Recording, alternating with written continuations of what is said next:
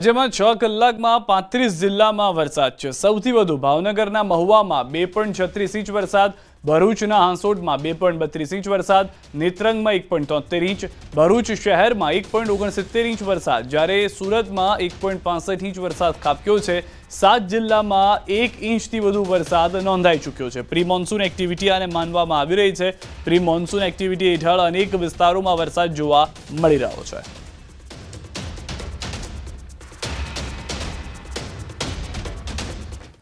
તો ગુજરાતમાં ભારે પવન સાથે તોફાની વરસાદની આગાહી છે। રાજ્યના કાંઠા વિસ્તારમાં પણ ફૂંકાયો છે ભારે પવન। દ્વારકાના દરિયામાં જોવા મળ્યો છે ભારે કરંટ।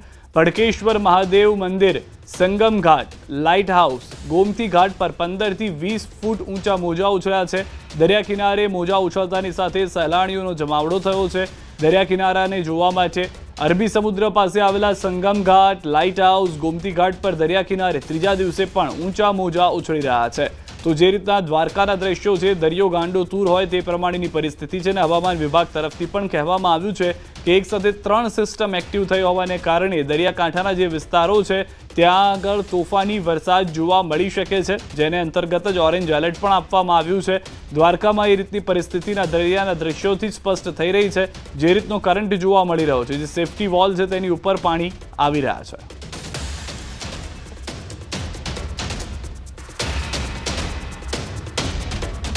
આ તરફ અમરેલીમાં પણ મેઘ સવારી પહોંચી છે। અમરેલી સહિત 2 તાલુકામાં વીજળીના કડાકા સાથે વરસાદ પડ્યો છે।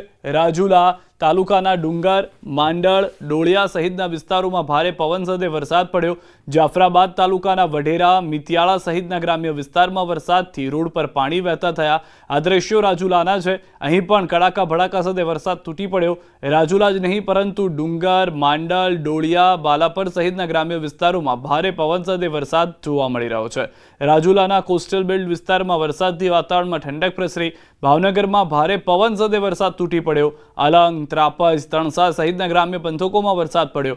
વડોદરાના ડભોઈમાં પણ 4 દિવસથી હાથ તાળી આપતો વરસાદ આખરે અહીં વરસી પડ્યો છે। ડભોઈમાં વીજળીના ચમકારા સાથે વરસાદ પડ્યો હતો। એસટી ડેપો, ટાવર બજાર, કન્યા શાળા, શિનોર રોડ પર વરસાદથી રોડ પર પાણી ભરાઈ ગયા હતા।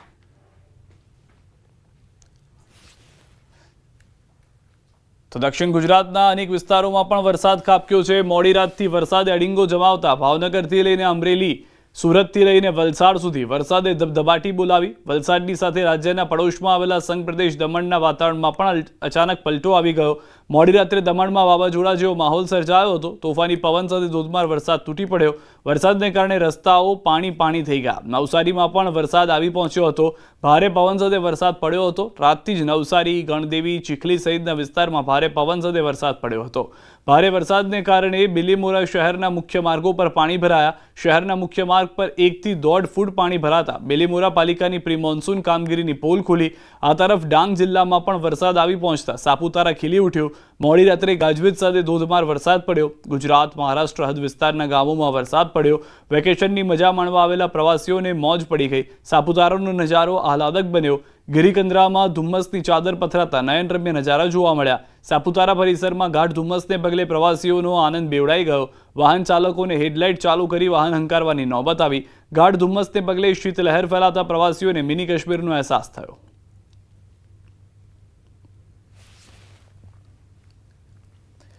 આ તરફ સુરત જિલ્લામાં વરસાદની આગાહીથી ખેડૂતોમાં ચિંતા છે। અગાઉના વરસાદમાં નુકસાન ભોગવ્યા બાદ ખેડૂતો હવે ફરીથી પાક પલળવાની ભીતિ સેવી રહ્યા છે। ખેડૂતો તાત્કાલિક ડાંગર મંડળીમાં જમા કરાવી રહ્યા છે। મંડળી બહાર લાંબી લાઈનો જોવા મળી રહી છે। હવામાન વિભાગે આગામી દિવસોમાં સુરત સહિત ગુજરાતમાં અનેક વિસ્તારોમાં વરસાદની આગાહી પણ કરી છે।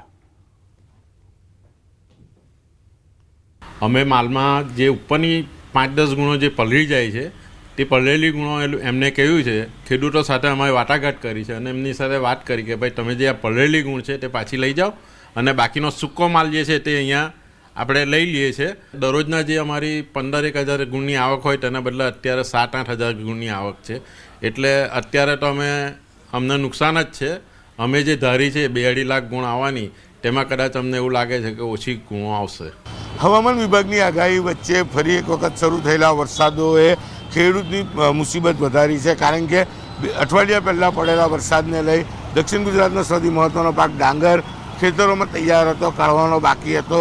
જેમ તેમ વરસાદ વિરામ લેતા ખેડૂતોએ ડાંગર કાઢ્યું છે. દ્રશ્ય સીધા જોઈ શકાય છે કે જીન મિલ એટલે કે યાર્ડમાં ડાંગરનો મોટો જથ્થો પહોંચી રહ્યો છે અને ફરી એક વખત વરસાદ શરૂ થતાની સાથે જ હવે ખેડૂતોની મુશ્કેલી વધી છે. જે પ્રકારે આ પુરુષોત્તમ જીન યાર્ડ છે કે જ્યાં આગળ ડાંગરનો મોટા પ્રમાણમાં જથ્થો આવી રહ્યો છે, કહી શકાય કે આ સમયે આ યાર્ડ ડાંગરથી ભરાઈ જતું હોય છે, પણ 50% કરતાં વધુ યાર્ડ ખાલી હોવાનો અહેવાલ ન્યૂઝ 18 બતાવ્યો હતો. પણ વરસાદે વિરામ લેતા જ ખેડૂતો હવે મોટી સંખ્યામાં ડાંગર લઈ પહોંચી રહ્યા છે. પણ ફરી એક વખત વરસાદ શરૂ થતાની સાથે જ ખેડૂતોની ચિંતામાં વધારો ચોક્કસપણે જોવા મળી રહ્યો છે. દ્રશ્ય જોઈ શકાય છે કે વરસાદ વચ્ચે તમામ ડાંગરનો જે પાક છે તેને પ્લાસ્ટિક પહેરાવી યાર્ડ ખાતે લાવવામાં આવી રહ્યો છે. તમામ ટ્રેક્ટરોની લાઈનો લાગેલી જોવા મળી રહી છે. ખેડૂતો છે. મોટાભાઈ, આપનું નામ?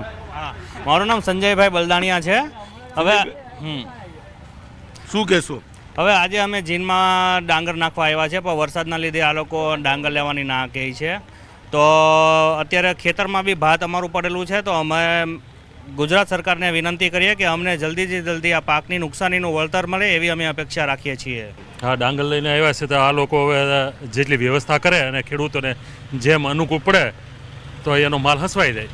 કમોસમી વરસાદમાં મોટા પ્રમાણમાં માલ ક્યાંક ખેતરમાં તો ક્યાંક રસ્તા પર સૂકવેલો ભીનો થઈ ગયો હતો, ત્યારે હવે જે વધેલો માલ છે તે યાર્ડ ખાતે પહોંચી રહ્યો છે. અને યાર્ડમાં એક પછી એક જે દ્રશ્ય સામે આવી રહ્યા છે કે અત્યારે માલ લેવામાં માલ પલળે તેવી શક્યતાને લઈને યાર્ડ દ્વારા પણ માલ લેવા માટે ના પાડવામાં આવી રહી છે, ત્યારે ચોક્કસ ખેડૂતોની ચિંતા વધી છે. કેમેરામેન જીગર ગુગલ સાથે કીર્તેશ પટેલ, ન્યૂઝ 18 ગુજરાતી, સુરત.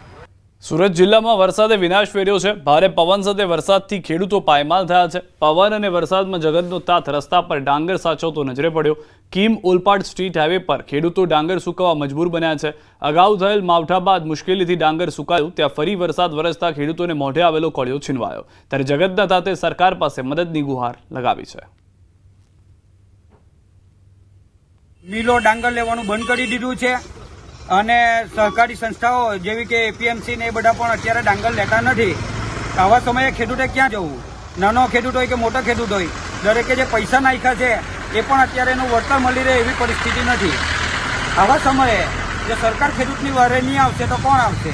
વરસાદમાં લગભગ 50 વીઘાનું નુકસાન થઈ ગયેલું છે. અમારું તૈયાર થઈ ગયેલું હતું અમારું બધું ડાંગર. આજે ભરવાના જ ઉઠા પડે. શું કરીએ હવે? વરસાદમાં કેવી રીતે ભરો? ચોરીની બીક લાગે, એક બાજુ આ સાધન ચાલે તેની બીક લાગે. શું કરીએ હવે ગરીબ માણસ? તો દેશમાં ચોમાસાએ દસ્તક સાથે જ ધમાકેદાર શરૂઆત કરી છે, જેને કારણે દક્ષિણ ભારતના ઘણા ભાગોમાં સારો વરસાદ થયો છે. ભારે વરસાદથી નદી નાળા પણ છલકાયા છે. તમિલનાડુના કોર્ટેલમ વોટરફોલ્સમાં પાણી ભરાઈ ગયા છે, જેના કારણે અધિકારીઓએ સતત બીજા દિવસે સ્નાન પરનો પ્રતિબંધ લંબાવ્યો છે. પ્રવાસીઓએ ધોધ પર સ્નાનનો આનંદ માણી ન શકવા બદલ નિરાશા વ્યક્ત કરી.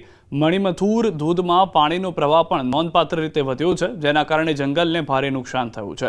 વિભાગ સતત બીજા દિવસે પણ પ્રવાસીઓના સ્નાન પરનો પ્રતિબંધ લંબાવશે. સતત વરસાદને કારણે એક જ દિવસમાં પાપનાસમ અને સરવલર ડેમમાં પાણીની સ્તરમાં તીવ્ર વધારો થયો છે.